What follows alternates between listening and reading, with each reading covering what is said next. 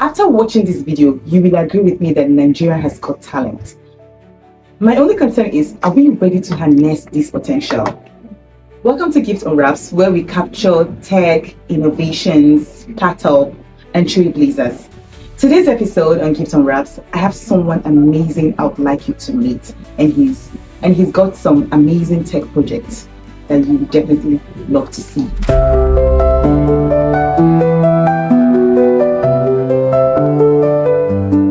So here I have with me Mr. Josh. Okay, well, let me let him do the introduction himself. He's going to tell us who he is and what is his certificate. You know, not certificate, like certificate. Okay, so my name is Joshua Isaac. Okay. I study mechanical engineering at Plateau State Polytechnic. I've been so enthusiastic about electronics right from time since I was little, right? Finally, I got into embedded system, which is what I'm doing now. So it's more of mechatronics now. So since I have good background of electronics and good background of mechanical, so I'm fusing them together to get that habit. Okay, interesting. So can you tell us what are some projects you've done? I know some, the ones you've showed me. Let's talk to the audience now. Okay, so a lot of projects I won't be able to mention. I won't be privileged to mention them because of the NDA we signed. Automated watering system. I've worked on a robot, so to say. It's actually obstacle avoidance robot that has a camera on it. So instead of going into the farm to spray pesticide on the farm, you just operate it with your smartphone, any smart device, your laptop. You connect it to the network, and then you control it in the farm. We're in partnership with another company right now. We're trying to solve two major problems in the society, right? So which is the plastic waste and housing. It cuts a lot of cost on housing. So you can actually build a house faster. So it's not an invention anyway. So we're trying to build machines that will make the rate of production, that will increase the rate of production of these blocks. So this is an extruder. So this will be where the plastic will be melted, right, and mixed evenly with the other mixture. So for us to produce. Okay, you have the same plastic for the house? Yes, exactly. Okay. So we have, this is one of our iterations. So you can see how solid this guy is, right? Is this a mixture of the plastic as well? Yeah, this is strictly plastic and sand. Wait, this is plastic? Yeah, it is. Drop it and see. No, that's very gentle. So you can do that to a conventional book. So it's quite strong. Let's high resistance to moisture. High resistance. So you don't have to worry about being so is this also part of it? Yeah, this is also part of it. So this is this time we're still working on this, right? So this is where the plastic are shredded, right? So because of the volume we want to, so we have to do it this way. Right? So this is from one of our clients. They are helping them to redesign all of this. There's more to come. What is this? It's a compression chamber for plastic. So, and then we have major projects. We have projects, so which we are just basically converting it to electric. So we have one of our friends that just wanted us to do proof of concept, and which is what we're trying to do at the moment. So we're trying to convert it to electric. So we drop the engine is up there, and we're trying to run it with electricity. Okay, we had a test drive this morning. We had some the other time, so you just give us a couple of minutes, and then we'll assemble, and then we'll go for the test drive together. Interesting. This is the test run of Yeah. and the vehicle. Remove the engine. Okay, remove the engine. Yeah. So you're almost done with the project, or? Okay. So right now, I'm going to show you one of his agrotech solutions. I'll be showing you one of AI technology that we developed called Farm Eye. Farm Eye is designed to give you the real-time state of your plant, and also to harvest data from your farm, and also to give you suggestion of the best way to improve your yield. So join me as we test Farm Eye. Okay, so still on development phase. So we are just going to test the AI which has been developed. So I'll be using the camera and the system to do that. But the final product will be a standalone product, not the system. So I'll be identifying this plant and to check their out states using the. So let's see. So we're going to take the entire farm and we'll be analyzing everything. So if you have a clearer view, you can analyze a wide range of plants. So it has captured that, and then it's going to analyze that. Yeah. The plants in the image are asterisk left side asterisk cabbage or kale, asterisk right side asterisk tomatoes, health state asterisk cabbage / kale asterisk the cabbage or kale looks healthy, with lush green leaves, asterisk tomatoes asterisk the tomatoes are struggling. They appear to be stunted, with yellowing leaves and sparse fruit production.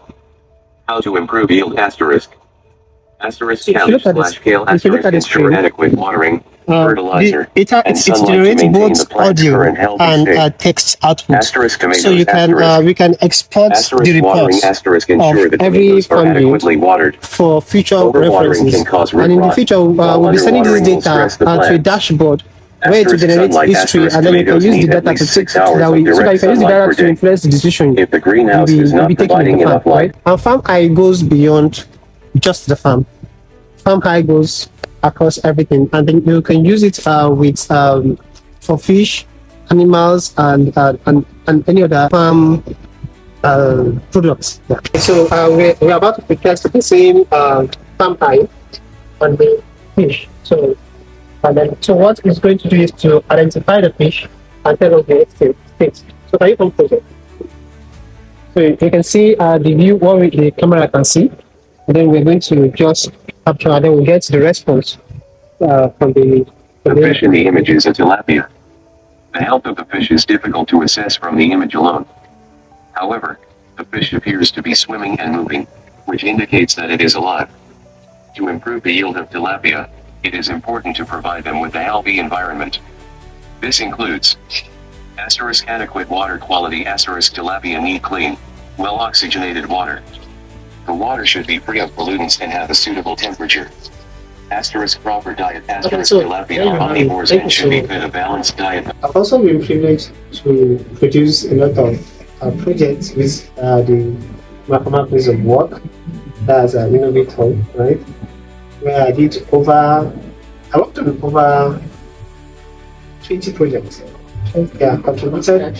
Yes, from scratch. Sometimes ago, when I was working with microscale embedded in Abuja, I was privileged to contribute a little to making a smartphone. Not a smartphone though, a phone that has IoT features, right?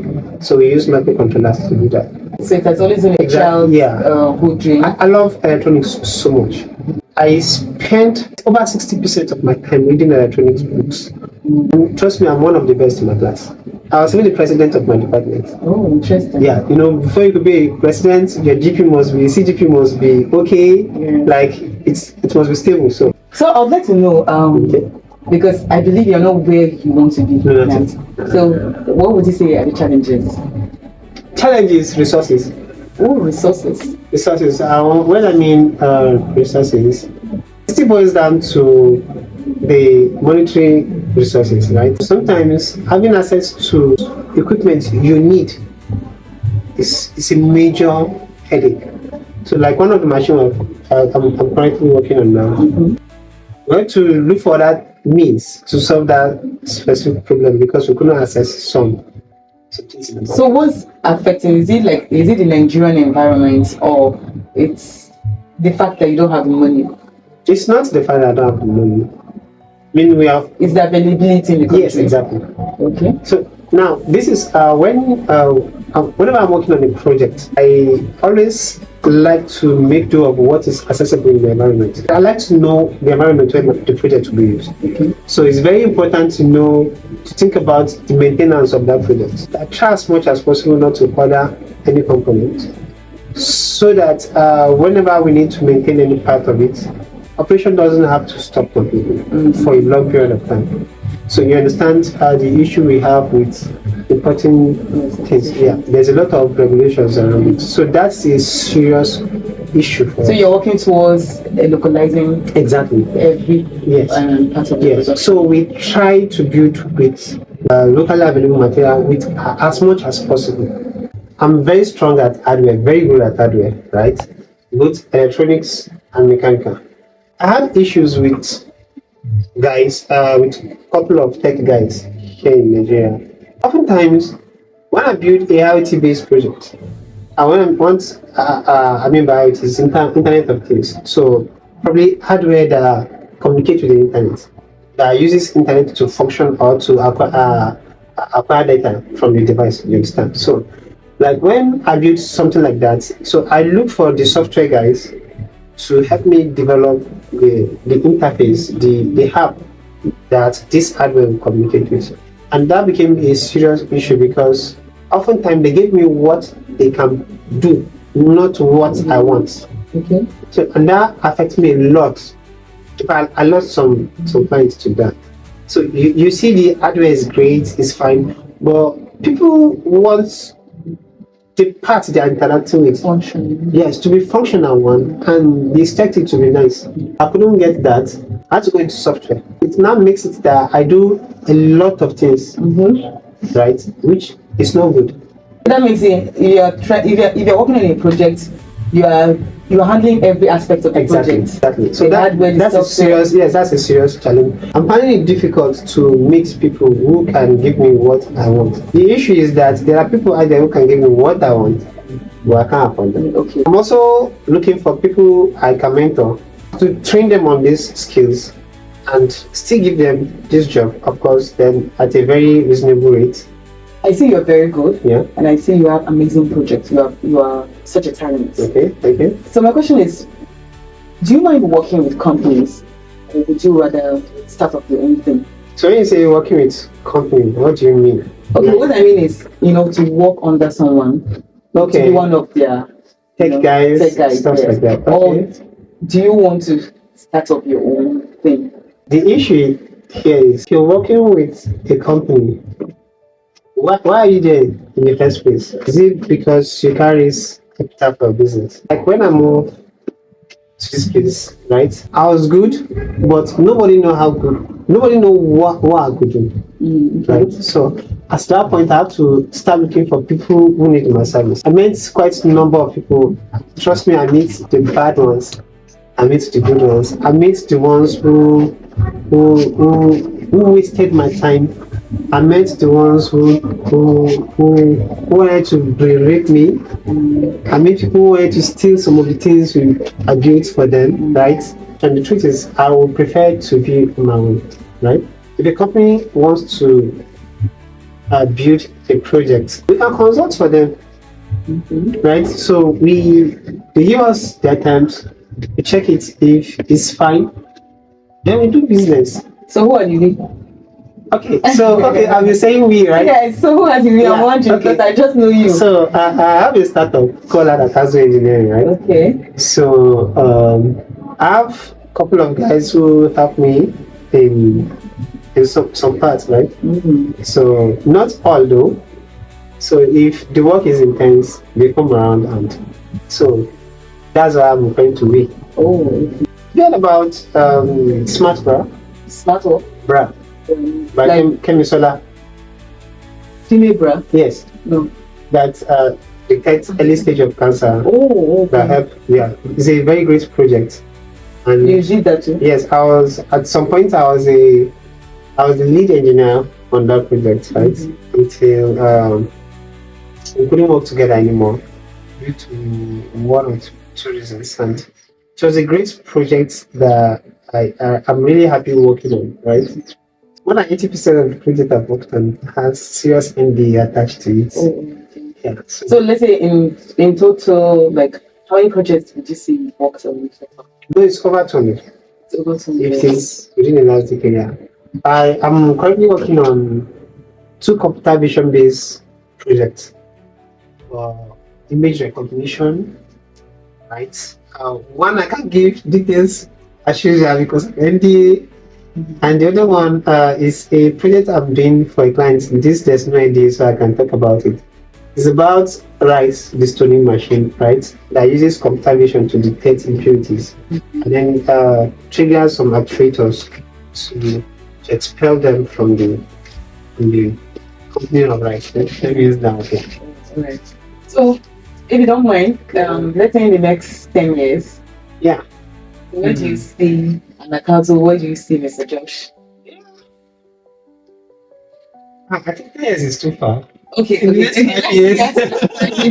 Let's bring it down to 5 years. Okay, The next so the 5 next years. 5 years, right? Yeah. So first, we want to be able to push a product to the market. We don't want too much. We just want to solve basic needs. I'm really seeing myself as a mentor that help young guys grow, right? So, because it's one of the major problems I faced. So having access to the right information, having the tools, the components. So I feel now I can access some of those things easier than them, and there are a lot of people out there who can do it. So these guys have amazing ideas. So first is to teach them how to convert their classroom knowledge into exactly, because it's one of the major issues we have. Solving. Yes. Problems, not just. So exactly. So you go to school and then it's not making sense to you because you can't see anybody doing it around. It's not X plus Y equal to 2 is not making any sense because you can't see the reality. Do you understand? So you can't even assimilate. You understand? So a lot of students cram because of that. And then when you get to the school, you see that the first class students don't actually know how to translate those ideas into real life. Do you understand? So that's the problem we have. So our academics is not solving any problem. That's where I want to be because one person is not enough to change Nigeria.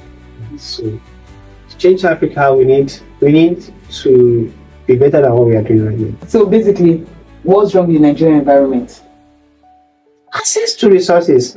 Okay, so like for example now, most of the things I do now, I learned them on YouTube. Do you understand?